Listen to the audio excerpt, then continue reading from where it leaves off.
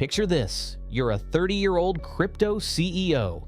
Thousands of people have entrusted you with their life savings. You've just gotten married, you're on your honeymoon, and suddenly, boom, you die in India from a rare complication. And oh yeah, you are the only person on Earth with the password to $190 million in crypto. Totally normal. No red flags here.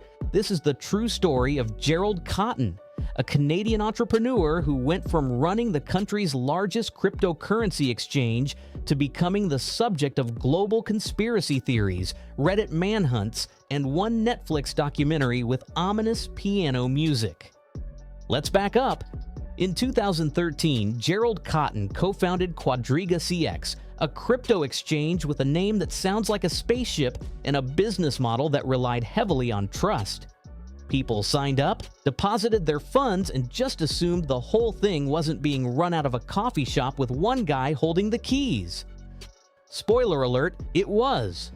Quadriga promised simplicity, speed, and security, and it delivered. If by security you mean all the crypto was stored in a digital vault only Gerald could open. Seriously, no backup plan, no second admin. It was like putting $190 million in a safe, then giving the only key to a guy who rides mopeds and flip-flops. Then came December 2018. Gerald and his wife flew to India for their honeymoon. A few days later, she reported that Gerald had died suddenly of complications from Crohn's disease. Tragic, heartbreaking, and for a young man in otherwise good health, very unexpected. He was quickly cremated as per local customs, and a death certificate was issued by the hospital. But because of timing and logistics, Canadian authorities never saw the body. You can imagine how well that went over with 115,000 people who just realized their crypto was gone. Quadriga announced the death a few weeks later, and along with that announcement came the bombshell. Gerald had been the only person with access to the platform's cold wallets, the ultra-secure offline storage that held almost all the customer funds. In other words, sorry everyone, Gerald died, and also, so did your money. Understandably, customers were like, wait, what? Followed by, wait, where is it? Quadriga's team claimed it was all still locked in those cold wallets. But when blockchain experts started digging, they discovered those wallets were empty. Not just recently empty, like hadn't had any crypto in months empty. At this point, the story stops being sad and starts being suspicious. Because while people were depositing money into the platform, Gerald was reportedly moving it out. Into other exchanges, into personal accounts, into who knows where. Some was used for margin trading, some was used to fund withdrawals for other users in what looked a lot like a Ponzi scheme wearing a hoodie. And this wasn't a one-time thing, this was happening for years. But here's where it turns from bad business into Bond villain-level conspiracy. Gerald wrote his will just 12 days before the trip. He left everything to his wife. Properties, vehicles, money, even funds set aside to care for their 2 dogs. Which, side note, is a weird flex in your final will when you forgot to leave instructions for unlocking millions of dollars in crypto. Add to that the fact that there was no clear explanation for how a crypto exchange with hundreds of millions flowing through it had no actual money. So naturally, people started asking, did Gerald really die?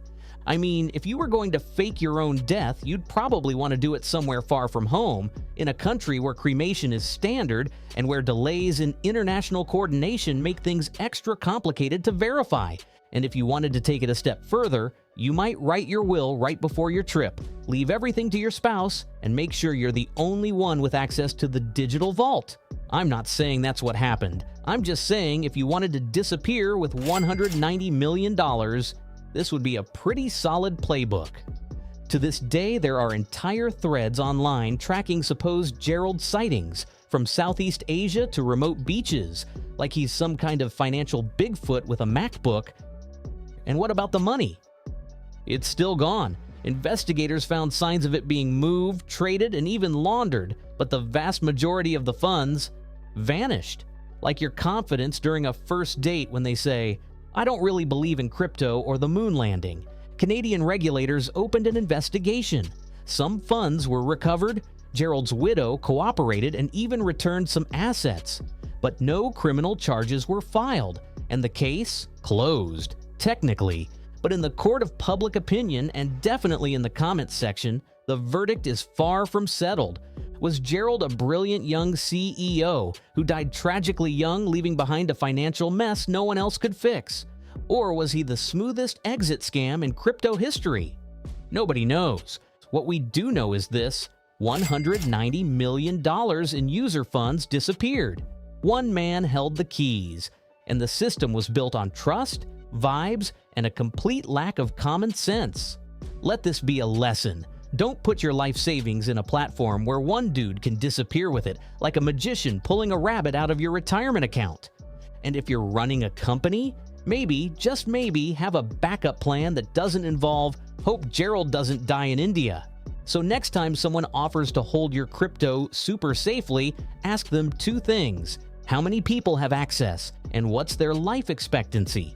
Because if the answer is "just me" and "don't worry about it," you might want to reconsider. Stay skeptical, stay secure, and for the love of all things blockchain, write down the password and give it to more than one person.